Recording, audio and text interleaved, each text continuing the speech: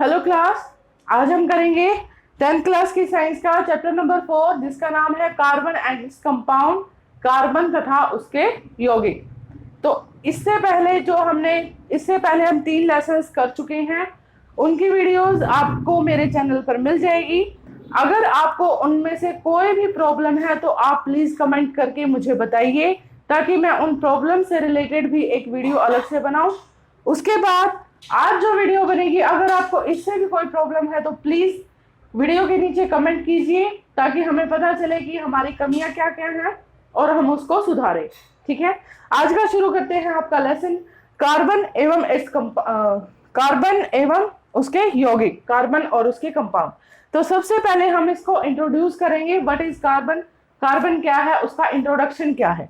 ठीक है, तो कार्बन और उसके यौगिक एक्चुअली में है क्या?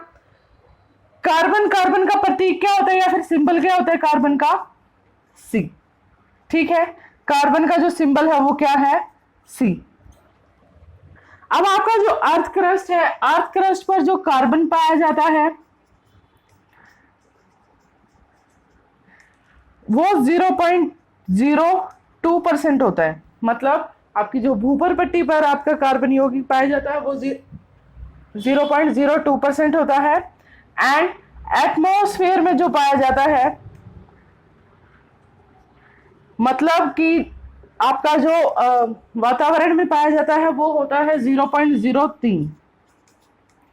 ठीक है, उसके अलावा एक पॉइंट और है, जो सभी लिविंग ऑर्गेनिजम्स है, सभी सजीव वस्तुएं हैं, उनमें भी कार्बन किसी ना किसी कंपाउंड में रहता ही है, किसी ना किसी कंपाउंड में ऑलवेज प्रेजेंट होता है।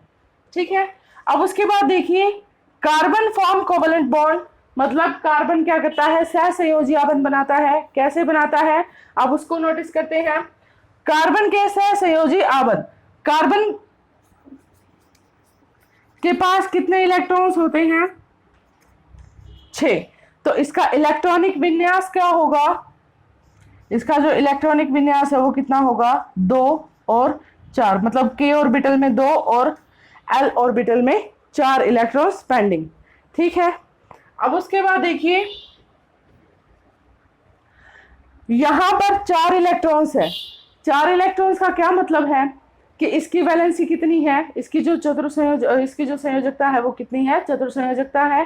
टेट्रा वैलेंसी ये रखता है। इसका मतलब ये इलेक्ट्रॉन को लूज भी कर सकता है एंड इलेक्ट्रॉन्स को गेन भी कर सकता है। इसके लिए 4 इलेक्ट्रॉन्स को गेन करना तथा 4 इलेक्ट्रॉन्स को लूज करना, गेनिंग और लूजिंग, इलेक्ट्रॉन्स की गेन और लूज दोनों ही बहुत ज्यादा एनर्जेटिक है। मतलब दोनों के अंदर ही बहुत ज्यादा ऊर्जा खर्च करनी पड़ेगी इसको।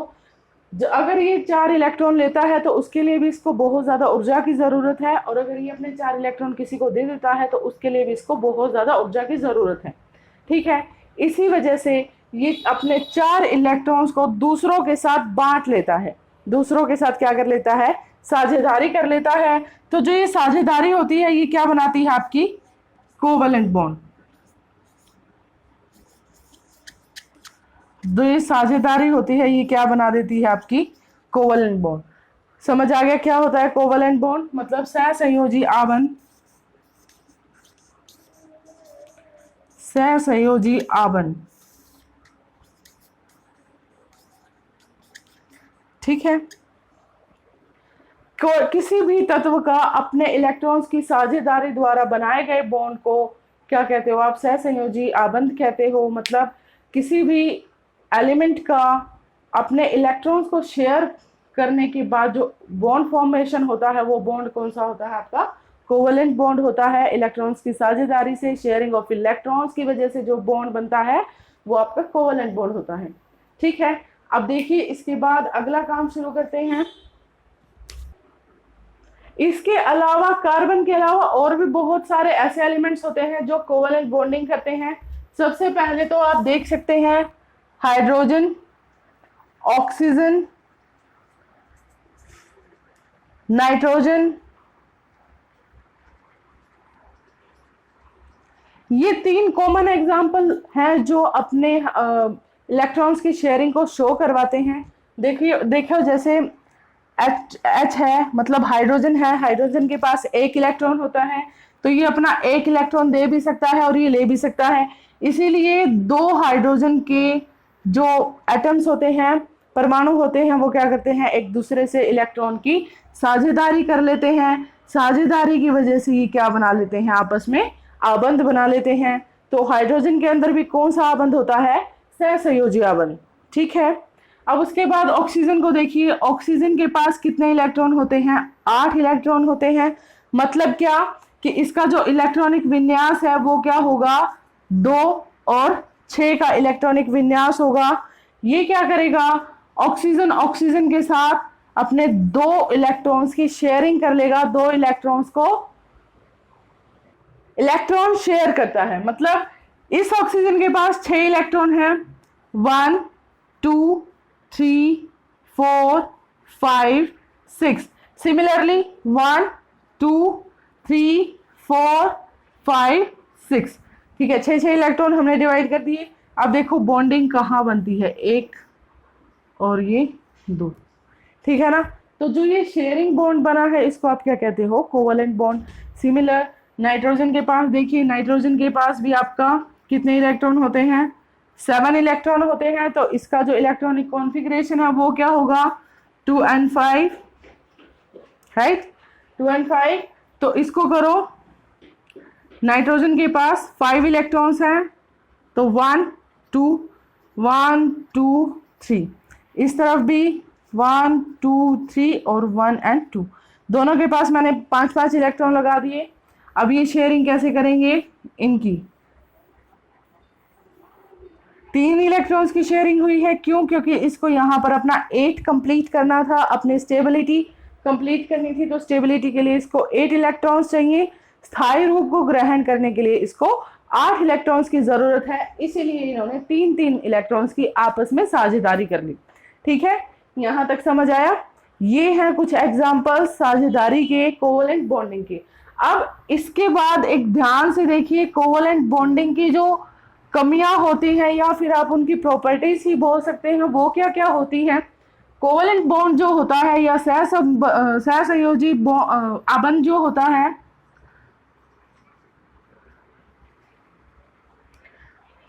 या फिर सहसंयोजी आबंध, ये बहुत वीक होता है। ये कैसा होता है, वीक बॉन्ड होता है, मतलब कमजोर आबंध होता है। ये बहुत ज्यादा जल्दी टूट जाता है।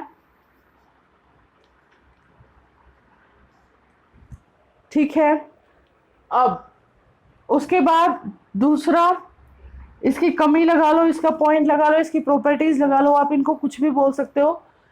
ये जो है इलेक्ट्रिसिटी का भी गुड कंडक्टर नहीं है, मतलब ये कुचालक होता है। ये कैसा है, कुचालक है। ठीक है, सहसंयोजी आबंध हमेशा कुचालकता का काम करता है। इसके जो गलनांक, इसका गलनांक और क्वथनांक दोनों ही निम्न होते हैं, कम होते हैं। ठीक है, इंग्लिश में देखें तो मतलब यहाँ जो बैड कंडक्टर है, पुअर कंडक्टर है, बैड कंडक्टर ऑफ इलेक्ट्रिसिटी, और यहाँ boiling point and melting point are low. ठीक है, ये इसकी प्रॉपर्टीज हैं या फिर इसकी कमियां हैं। अब उसके बाद हम करते हैं, जो कार्बन है, कार्बन के सहसंयोजी आबंध की वजह से उसमें क्या क्या कमियां आती हैं या क्या क्या प्रॉपर्टीज आती हैं। अब देखिए, कार्बन के अंदर 4 इलेक्ट्रॉन्स होते हैं, वो 4 को ही शेयर करता है। इसका मतलब कि कार्बन के ऊपर ना तो कभी पॉजिटिव चार्ज आता है और ना ही कभी नेगेटिव चार्ज आता है। ठीक है, ये दोनों चार्ज इसके ऊपर कभी नहीं आते। उसके बाद ये सभी के साथ इजीली बॉन्डिंग कर लेता है, कार्बन हाइड्रोजन के साथ भी इजीली बॉन्डिंग कर लेता है। मतलब हर एक तत्व के साथ, हर एक एटम के साथ, हर एक एलिमेंट के साथ कार्बन इजीली बॉन्ड बना लेता है। इसीलिए हम बोलते हैं कि कार्बन क्या है, एक फ्रेंडली एलिमेंट है, फ्रेंडली तत्व है, मतलब मित्रतापूर्ण तत्व है। अब हम करते हैं कार्बन का सर्वोत्मुखी प्रकृति, मतलब versatile nature of carbon. Versatile nature के अंदर सबसे पहला जो प्रॉपर्टी आती है वो है आपकी कैटिनेशन, मतलब श्रृंखलन। कार्बन के पास एक प्रॉपर्टी है, कार्बन की चतुर संयोजकता, मतलब टेट्रावैलेंसी की वजह से कार्बन के पास ये स्पेशलिटी है कि वो अपने कंपाउंड्स लंबी लंबी चेन के अंदर बना सकता है। ठीक है, फॉर एग्जांपल आप पॉलीमर्स को ही देख लीजिए, पॉलीमर्स के अंदर कार्बन की लगभग 100-500 मतलब बड़े से बड़े नंबर के अंदर चेन मौजूद होती है, प्रेजेंट होती है। अब टेट्रावैलेंसी मैंने आपको बताई दिया, इसकी चतुर संयोजकता क्यों होती है, क्योंकि ये कार्बन को दे भी सकता है एंड इलेक्ट्रॉन्स को दे भी सकता है एंड इलेक्ट्रॉन्स को ले भी सकता है, जिसकी वजह से इसकी जो वैलेंसी है वो कैसी है, चतुर संयोजकता। ठीक है, अब आपके पास आता है सैचुरेटेड एंड अनसैचुरेटेड कार्बन, मतलब संतृप्त व असंतृप्त कार्बन। कार्बन जो सहसंयोजी आबंध बनाता है उसके अंदर वो 3 तरह से आबंध करता है। सबसे पहले है सिंगल,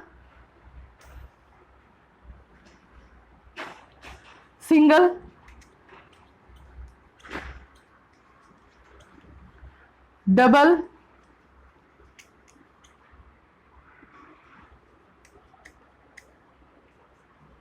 और ट्रिपल बॉन्ड।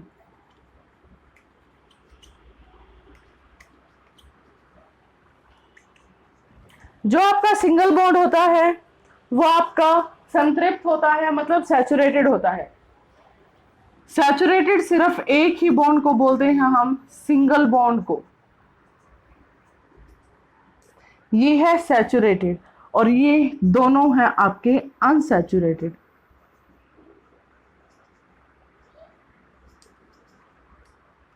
ठीक है, मतलब कार्बन जब आपका सिंगल बॉन्डिंग करता है, एकल आबंध बनाता है, एकल आबंध वाले को आप सैचुरेटेड या फिर संतृप्त बोलते हो। और जब आपका डबल मतलब द्वि या फिर त्रि आबंध बनाता है तब उसको आप अनसैचुरेटेड या फिर असंतृप्त कार्बन बोलते हो। ठीक, तो आज के लिए चलिए हम करते हैं सैचुरेटेड कार्बन्स।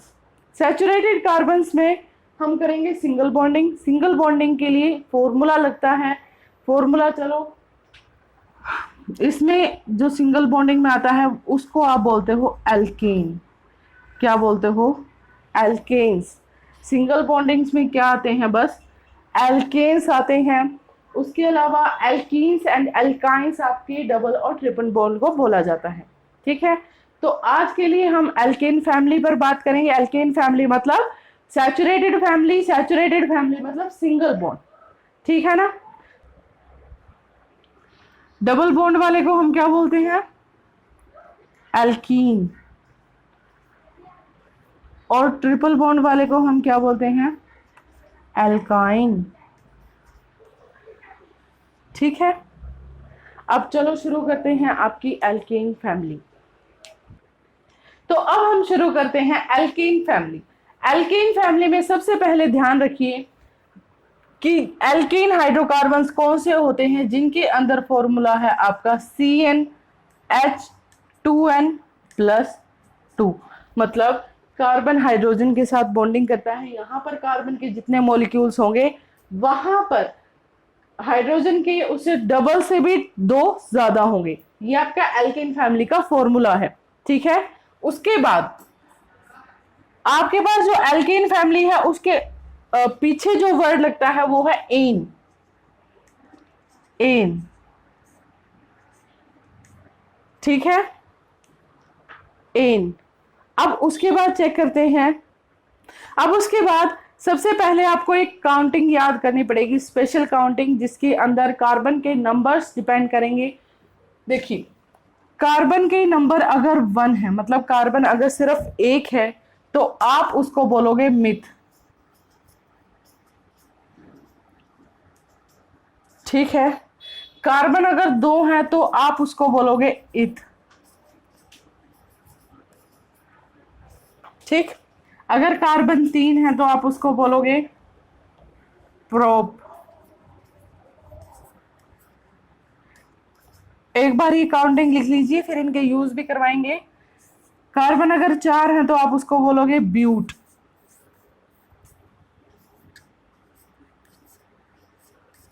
पांच होंगे तो आप उसको बोलोगे पेंट।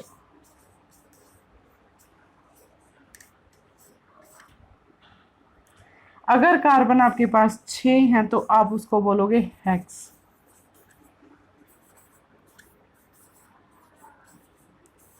कार्बन अगर 7 हैं तो आप उसको बोलोगे हेप्ट।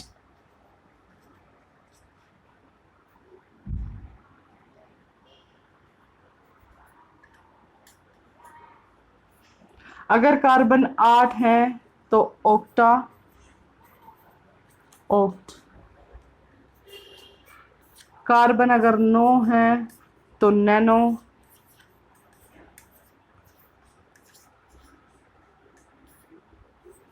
और अगर कार्बन 10 हैं तो डेका।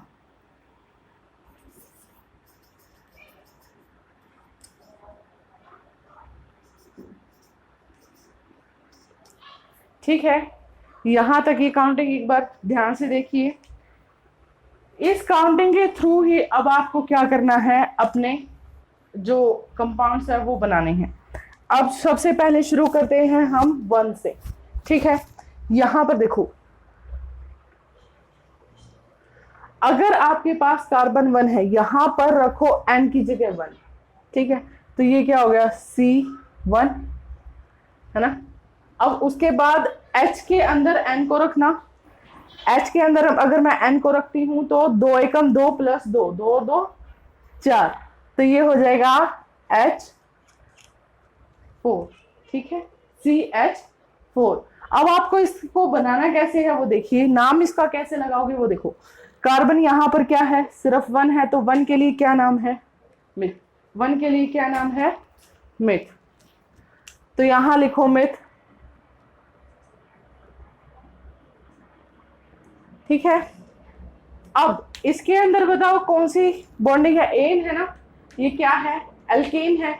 एल्केन के पीछे क्या लगता है, एन लगता है, तो मैं इसके ऊपर क्या लगा दूंगी, एन। तो ये क्या बन जाएगा, मीथेन। ठीक है, दोबारा देखो इसके, अब दूसरा एग्जांपल करवाते हैं तो उसमें आपको अच्छे से क्लियर हो जाएगा।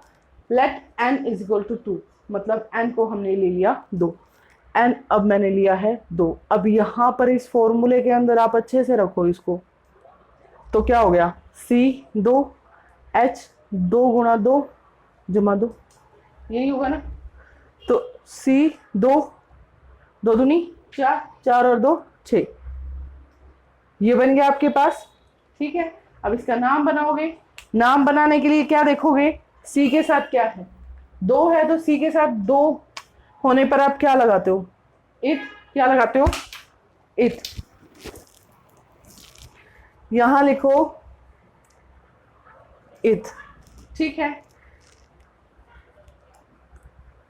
अब देखो ये फैमिली चेक करो। अब फैमिली एल्केन है आपके पास, फैमिली कौन सी है, एल्केन। एल्केन के पीछे आप क्या लगाते हो, एन। क्या लगाते हो, एन, मतलब प्रत्यय जो होता है वो प्रत्यय क्या लगता है, एन लगता है। तो इसके पीछे लगा दो एन, इस टाइप से। ठीक है, ये क्या बन गया, इथेन। क्या बनेगा, इथेन। अब हमने लिया n is equal to 3, n is equal to 3।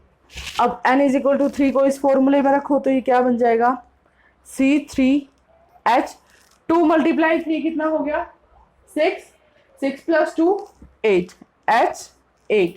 ठीक है, अब इसका नाम बनाओ, क्या होगा, 3 के लिए क्या लगाते हो, प्रोप। क्या लगाओगे, प्रोप। यहां लिखो प्रोप। अब फैमिली कौन सी है, एल्केन। एल्केन फैमिली के लिए प्रत्यय कौन सा, लास्ट का सा, जो आप प्रीफिक्स लगाते हो या सफिक्स लगाते हो, जो भी है लास्ट में, वो क्या है, एन। तो इसके पीछे लगा दो एन। क्या नाम बन गया आपके पास, प्रोपेन। ठीक है, इसी टाइप से आप जब N4 लोगे तो क्या बनेगा, ब्यूटेन। N5 लोगे तो क्या बनेगा, पेंटेन। इस टाइप से आपके नाम है वो आप 10 तक से कंप्लीट कीजिए। ठीक है, कार्बन की 10 तक काउंटिंग कंप्लीट कीजिए। एल्केन के 10 कम से कम फैमिली मेंबर्स ड्रॉ कीजिए, फैमिली मेंबर्स को इस तरह से बनाइए। अगर उनके अंदर आपको कोई प्रॉब्लम है तो कमेंट बॉक्स में प्लीज कमेंट करके बताइए। अब उसके बाद अगर इस वीडियो में अगर आपको कोई भी छोटी से छोटी प्रॉब्लम है तो प्लीज बताओ हमें। अब देखिए इसमें एग्जाम के पॉइंट ऑफ व्यू से जो इम्पोर्टेंट चीजें हैं वो हैं आपकी saturated and unsaturated carbon, hydrocarbons क्या होते हैं, मतलब ये क्वेश्चन सीधा सीधा आपके एग्जाम्स में आता है। ये सीधे से एक 3 नंबर का क्वेश्चन बनता है। उस क्वेश्चन में आपसे ये सीधा सीधा पूछ लिया जाता है कि कार्बन संतृप्त हाइड्रोकार्बन, सैचुरेटेड हाइड्रोकार्बन्स या फिर अनसैचुरेटेड हाइड्रोकार्बन्स क्या क्या होते हैं और उनके एग्जाम्पल्स क्या क्या हैं। एल्केन फैमिली क्या होती है, आपको फैमिलीज के बीच में डिफ्रेंशिएट करना आ जाएगा, या फिर एल्केन फैमिली की प्रॉपर्टीज के बारे में आपसे पूछ लिया जाएगा, संतृप्त कार्बन के गुणों के बारे में आपसे पूछ लिया जाएगा। ठीक है, तो आज और जो ये मैंने यौगिक बनवाए हैं, जो ये नाम बनवाए हैं, ये भी बहुत इंपॉर्टेंट है। आपके पास 1 नंबर का क्वेश्चन आ जाता है कि या तो सिंपल नाम दे देगा इथेन, मतलब आपको बोलेगा इथेन का केमिकल फॉर्मूला बताइए, ठीक है, या फिर सीधे से फॉर्मूला दे देगा जैसे मैंने दिया C5H12, ठीक है। अब आपसे सीधे से ये फॉर्मूला देके पूछ लेगा कि इसका IUPAC नेम, मतलब रासायनिक नाम जो मैंने ये बनवाए हैं ये नाम बताइए, ठीक है ना। तो इस टाइप से आपके क्वेश्चंस बनते हैं। यहाँ तक आपसे कार्बन के बारे में ही पूछ ले कि कार्बन के बारे में जो प्रॉपर्टीज हैं, कार्बन की जो प्रॉपर्टीज हैं उनको बताइए, कार्बन की संयोजकता के बारे में बताइए। इनसे रिलेटेड जो सहसंयोजी आबंध है, सहसंयोजी आबंध की परिभाषा पूछ ली जाती है, या फिर सहसंयोजी आबंध के कार्बन के अलावा अन्य एग्जाम्पल्स पूछ लिए जाते हैं। अब मैं आपको एक IUPAC नेम और एक रासायनिक नाम दे रही हूँ, मतलब एक केमिकल फॉर्मूला दे रही हूँ, जिसका आंसर आपको कमेंट बॉक्स में कमेंट करके बताना है।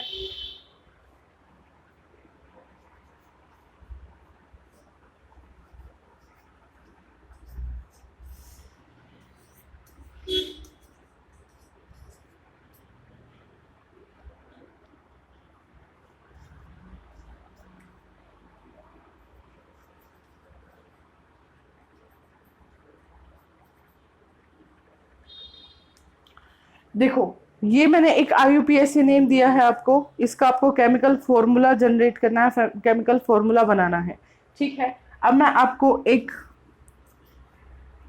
केमिकल फॉर्मूला दे रही हूं, इसका आपको IUPAC नेम देना है, ठीक है ना। इसका आपको क्या करना है, IUPAC नेम देना है। प्लीज इन दोनों क्वेश्चन के आंसर को आप कमेंट बॉक्स में लिखिए। अगर आप इसका आंसर दे पा रहे हैं तो इसका मतलब आपको वीडियो अच्छे से समझ आ गई है, ठीक है।